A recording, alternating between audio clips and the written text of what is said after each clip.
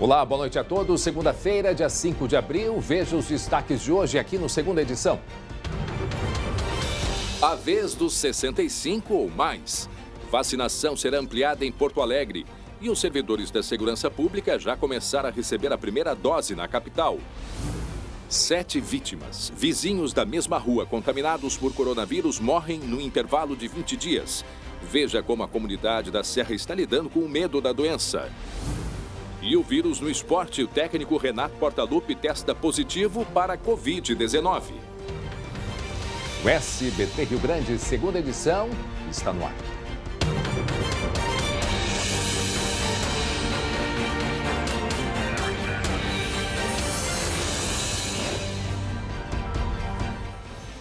E a gente começa a segunda edição falando do avanço da imunização. Porto Alegre começou a vacinar hoje profissionais da segurança pública, como policiais civis, brigadianos, guardas municipais, agentes da Polícia Rodoviária Federal e também agentes penitenciários. A repórter colega Luciane Coleman vai nos contar agora como foi a movimentação deste grupo nesta segunda-feira, não é mesmo, Lu? Boa noite. Boa noite, André. Boa noite a todos. Pois é, são cerca de 29 mil profissionais em todo o Rio Grande do Sul, viu? Aqui em Porto Alegre, cada categoria está recebendo a vacina num ponto diferente da cidade. Por exemplo, os policiais militares e bombeiros é lá no Hospital da Brigada Militar, na Zona Sul.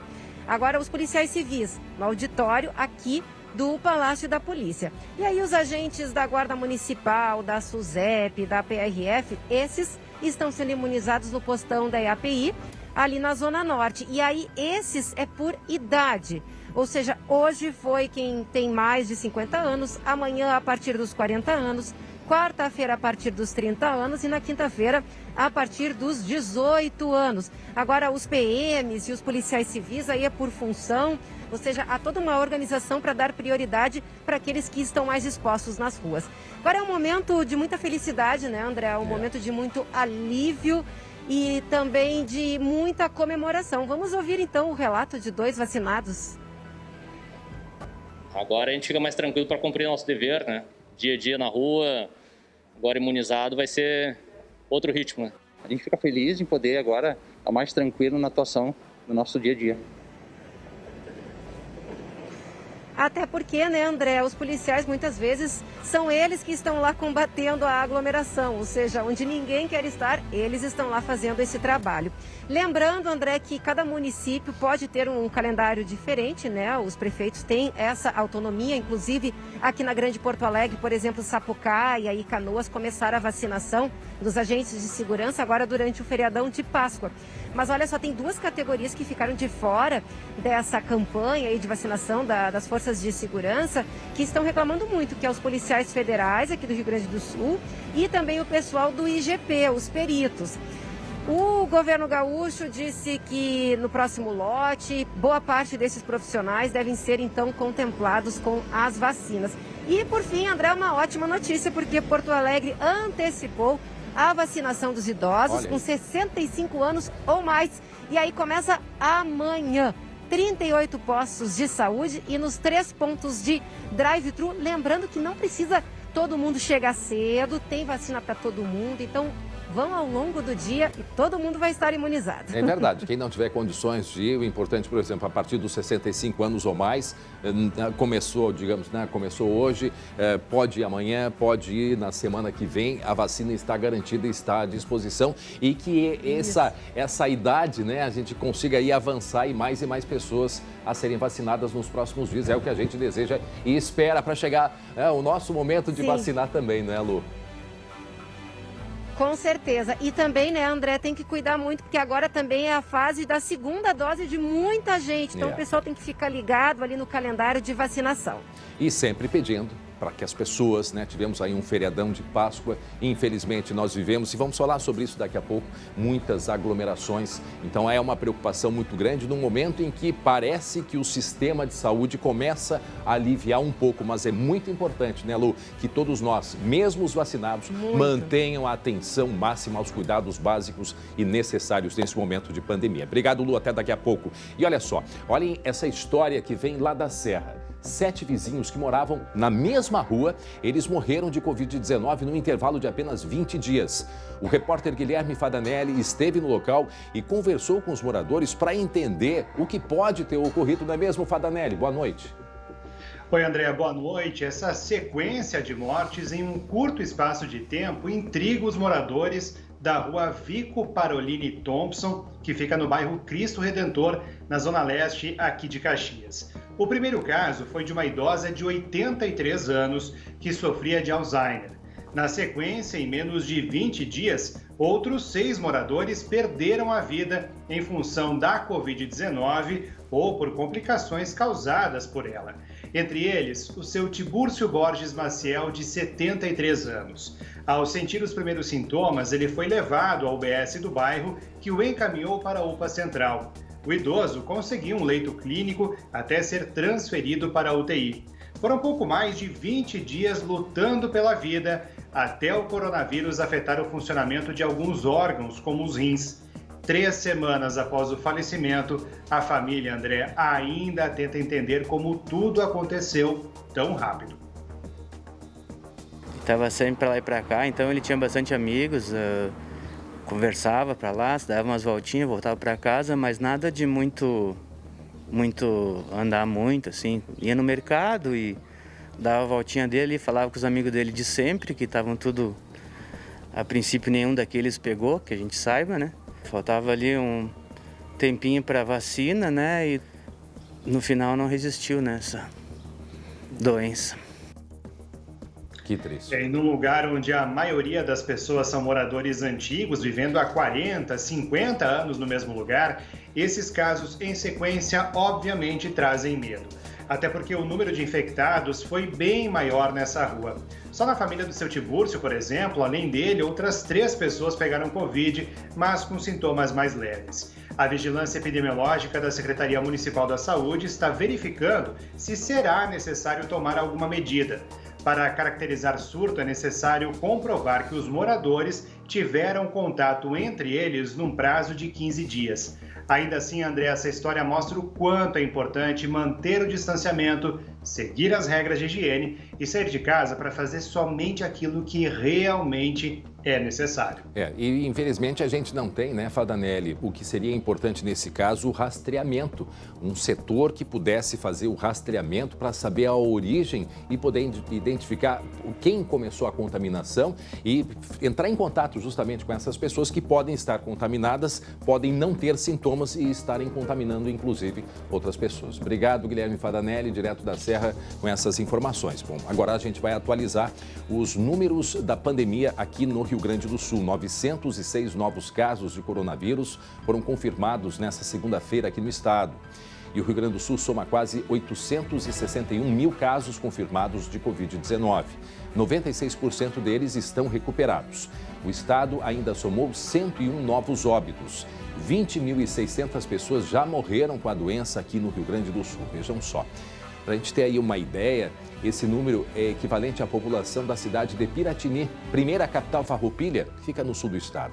A taxa de ocupação dos leitos de UTI no Rio Grande do Sul, nesse momento, é de 95,4%. Muito bem, na sexta-feira, o colega Marcelo Chemali, que está de folga hoje, ele pediu aqui no Segunda Edição, apelou para o bom senso das pessoas, mas que difícil conseguir, né? Conseguir o bom senso das pessoas, a responsabilidade. Foi mais um final de semana de aglomeração e de festas clandestinas, muitas delas flagradas pela fiscalização dos municípios. Vejam só. Em Uruguaiana, na fronteira oeste, os vizinhos denunciaram o festerê que acontecia em uma casa na madrugada de domingo. Pelo menos 8 pessoas foram identificadas e os nomes encaminhados ao Ministério Público. 15 pessoas foram flagradas aglomeradas na rua e sem máscara. Em Caxias, na Serra, uma operação foi realizada entre a noite de sábado e a madrugada de domingo. Mais de 50 pessoas estavam aglomeradas em diferentes pontos da cidade. Proprietários de 2 locais foram autuados. 11 multas por aglomeração foram aplicadas, além de 5 pelo não uso de máscara e 3 por consumo de bebida alcoólica em via pública. E agora a falta de respeito não está só nas festas, não. Em Caxias do Sul, a equipe de fiscalização tem que lidar com os trotes. Os trotes, acredita numa coisa dessas? A prefeitura informou que os casos estão crescendo nos últimos dias e atrapalhando o trabalho, logicamente. As equipes não conseguem se deslocar aos locais onde realmente acontecem as aglomerações. Era só o que faltava. E atenção, porque a Justiça Gaúcha marcou para o dia 1º de dezembro o começo do júri dos 4 réus do incêndio da Boate Kiss que aconteceu em 2013. Respondem pela morte de 242 pessoas e 636 tentativas de homicídio os sócios da boate, Elisandro Calegaro Spor e Mauro Lombeiro Hoffmann, o músico Marcelo de Jesus dos Santos e o produtor Luciano Bonilha Leão. O júri de Bonilha, que chegou a ser marcado para março de 2020, em Santa Maria, foi transferido. Agora, todos os réus serão julgados aqui em Porto Alegre. E a Polícia Civil investiga a morte de uma adolescente de 13 anos, município de Bom Princípio, aqui no Vale do Caí. E o principal suspeito do crime é o padrasto dessa menina.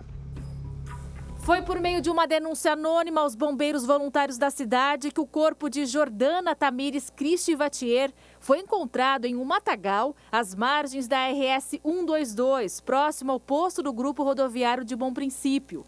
De acordo com a polícia, a vítima apresentava sinais de estrangulamento e violência sexual. Testemunhas disseram aos policiais que Jordana teria sido sequestrada pelo padrasto na madrugada de sábado. O delegado do caso diz que o padrasto é o principal suspeito do crime e que o homem tem 2 ocorrências por estupro na ficha criminal. Depois do fato, ele teria ligado para a irmã, dito que teria feito uma bobagem e teria fugido, né? Que o carro se encontrava abandonado em Montenegro. Meu Deus. Bom, agora preste atenção nesta mensagem. Chemali. Fique agora com o recado dos nossos amigos da Solução Financeira. O recado de hoje é para você que conquistou o seu veículo através de um financiamento, mas o que era para ser um sonho tem se mostrado um pesadelo. Entramos em uma pandemia e vem o desemprego, a redução salarial e agora você recebe ligações de cobrança o tempo todo. Estão ameaçando levar o seu carro em um processo de busca e apreensão? Deixe tudo isso de lado e durma tranquilo essa noite. A Solução Financeira está na Avenida Benjamin Constant, número 1170, para te dizer que você não precisa pagar por juros abusivos. Ligue agora mesmo e envie a foto do seu carnê para 983248904 e solicite a sua análise gratuita. Isso mesmo, você não paga nada pela sua análise e o seu desconto pode chegar em até 70%, garantido em contrato. Não perca mais o seu tempo, o seu sono e nem o seu dinheiro. Procure quem entende do assunto. A Solução Financeira é a maior e melhor assessoria de negociação bancária do Brasil. Então anota o WhatsApp, é 983248904 e seja você também mais um caso de sucesso. Muito bem, e você vai ver ainda hoje. O técnico Renato Portaluppi confirma a infecção por coronavírus. E ainda, depois de vencer a doença, a comemoração de Berenice Azambuja. Agora é churrasco e bom chimarrão.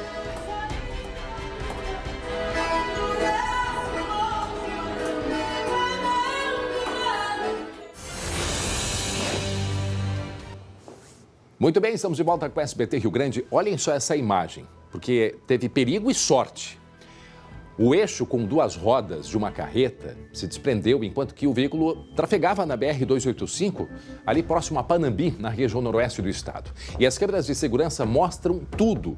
No canto esquerdo, a gente vê aí a carreta trafegando quando, de repente, as 2 rodas se soltam, o eixo se solta em alta velocidade, percorre um terreno junto à estrada e bate ali naqueles equipamentos agrícolas, neste canteiro ali que a gente pode observar. Olha, por muita sorte, né, ninguém passava pelo local na hora deste incidente e a roda, como ela veio pelo lado direito, se ela tivesse ido para o lado esquerdo, teria atravessado a pista e quase que bate num carro que vem no sentido contrário. Observem ali pela imagem, o carro branco, e aí o eixo se desprende e avança pelo canteiro. O motorista disse que não percebeu que a roda, né, que o eixo tinha se soltado e que foi buscar mais tarde, horas depois, quando percebeu que o caminhão estava sem um dos eixos. Imagine só o perigo né, teria provocado, né, com o peso, com a velocidade que aquilo se desprendeu deste caminhão. Isso próximo a Panambi, no noroeste aqui do estado.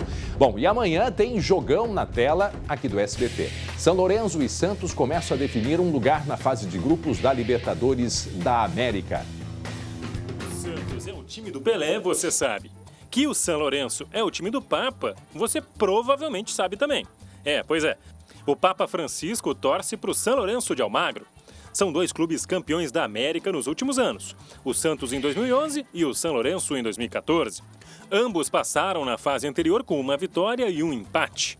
Promete, hein? Direto do estádio Nuevo Gasômetro, São Lourenço e Santos é amanhã, a partir de 9h15 da noite, exclusivo aqui no SBT. Um jogaço, não é mesmo? Meu irmão Jeremias Werneck, boa noite, Jeremias. Boa noite, André. Boa noite para todo mundo que está com a gente. É o Brasil e a Argentina, André. Brasil e Argentina é grande jogo, não interessa em que fase. Ainda mais num mata-mata como esse, então promete ser um jogaço. Sabe também. Pois é. Opa. E é um jogaço, André? Oi. É um jogaço com a narração do Theo José. A equipe já está confirmada, tá? Theo José, a voz da Libertadores, comanda todas as emoções, exclusivo aqui no SBT, com o Mauro Betti, comentarista. E tem estreia, viu, André? Opa! Tem estreia do Elano. O Elano, ex-jogador do Santos, que quase veio pro Inter, que jogou no Grêmio, jogador de seleção brasileira de Copa do Mundo. O Elano estreia no SBT nessa terça, nesse São Lourenço e Santos. É um grande jogo, é o time do Marinho, é o vice-campeão da Libertadores da temporada passada, contra um São Lourenço que é sempre muito difícil de enfrentar. Então é um jogo imperdível. Brasil e Argentina a gente não perde por nada. E certamente, né, mesmo, Jeremias, o Papa Francisco vai estar acompanhando, né, através aqui das redes do próprio SBT, porque eu lembro que ele disse uma vez, quando ele recebeu uma garota brasileira lá foi no Vaticano, a brincadeira que ele fez com a menina, quem que era o melhor, né, se era o Pelé ou era o Maradona, foi a brincadeira que ele fez. E, portanto, certamente, um dos telespectadores será o nosso Papa Francisco, que vai acompanhar a partida. Bom, falando agora do nosso aqui, da nossa região mais próxima, Jeremias, o Grêmio já está no Equador, mas sem o Renato Portaluppi, que confirmou estar com a Covid-19, Jeremias. André, porque ele se sentiu indisposto no domingo, tá? E aí, hoje pela manhã, bem cedo, ele relatou aos médicos do Grêmio dores musculares, febre e inflamação na garganta, e foi retirado da viagem para Quito, tá? E no momento em que ele relatou isso, tem como protocolo a realização dos exames PCR. E o resultado desse exame, feito às 7 da manhã, saiu no início da tarde e confirmou que o Renato está com a doença. Em nota oficial, André, o tricolor informou que o Renato já foi medicado e apresenta melhoras. Ele está isolado em observação. Ou seja, no quarto dele, no hotel que serve de casa aqui em Porto Alegre, certamente o Renato vai ver e rever os lances do Grenal de sábado. Afinal de contas, o Grêmio voltou a vencer o Inter 2 meses depois daquele clássico do Brasileirão no Beira-Rio, mas não foi só isso, André. É uma vitória que faz o tricolor desbancar o Inter da liderança do Campeonato Gaúcho. Agora, o primeiro lugar da classificação do Gauchão é do Grêmio, tá? E com a marca do Léo Chu. A marca do Léo Chu, um guri da base do Grêmio que faz 21 anos amanhã, 100% gremista e que brilhou no sábado à noite e deu essa vitória para o Grêmio de novo. Bom, pelo menos 14 dias aí que Renato vai ficar afastado, né? Vai ficar isolado devido à Covid. Bom, agora vamos falar do Internacional, porque do lado do Inter muita pressão depois da derrota do primeiro clássico com o Miguel Ángel Ramírez, Jeremias. Não. Uma derrota em Grenal sempre incomoda. O primeiro da temporada, então, nem se fala. E o primeiro Grenal do novo técnico, bem cheio de expectativa, muitos colorados, ao verem o Inter perder com o Ramírez, lembraram do Inter do Cudê, que não ganhava Grenal. Mas assim, o Cudê foi embora, não venceu o Grêmio, mas o Ramírez vai ficar, tá? A diretoria está bancando o Ramírez. 2 anos, né? O Ramírez vai ter um projeto, não tem essa história de mudar o Ramírez, André. E é um contrato, 2 anos, né? O contrato assinado com o Ramírez. Contrato longo, veio um cara que trabalhava no River para a base, o diretor executivo é alinhado, o Ramírez trouxe gente, o Ramírez já buscou um reforço. Então, assim, não vai mexer. Aliás, Inter vai ter que mexer no time, né? Perdeu, mas agora vai mexer no primeiro. Se fala muito na adaptação ainda da nova equipe técnica, né, ô Jeremias? Não, eu acredito que isso está acontecendo. É muito pouco tempo para a gente ver um reflexo. A gente já vê o time do Inter tentando jogar como o Ramires quer, mas o time não consegue fazer tudo, né? Ele pegou pela frente um adversário que sabe jogar Grenal. O Renato sabe montar um Grêmio para jogar Grenal. Então, juntou as duas coisas, né? Um pouquinho de paciência nessa hora é bastante importante. Obrigado, Jeremias Werneck. Um abraço. Bom, gente, olha só, a gente vibrou com esta notícia aqui, ó. Tocando gaita e cantando o seu maior sucesso. É disso que o velho gosta. Foi assim que a cantora tradicionalista Berenice Azambuja, de 69 anos, recebeu alta do Hospital Santo Antônio, lá em Tapejara, onde ela está morando agora, no norte do estado. Isso foi no sábado, depois de vencer a Covid-19. A Berenice Azambuja não precisou de internação na UTI, mas ela teve um estado muito grave. Cerca de 50% do pulmão estava comprometido por causa do vírus. E essa saída emocionante e musical, né?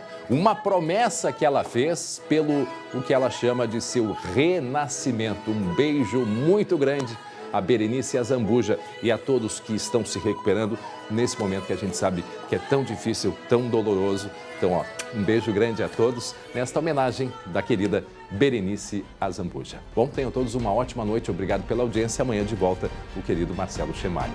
Até lá. E às 11h40 de volta no Primeira Edição. Boa noite a todos.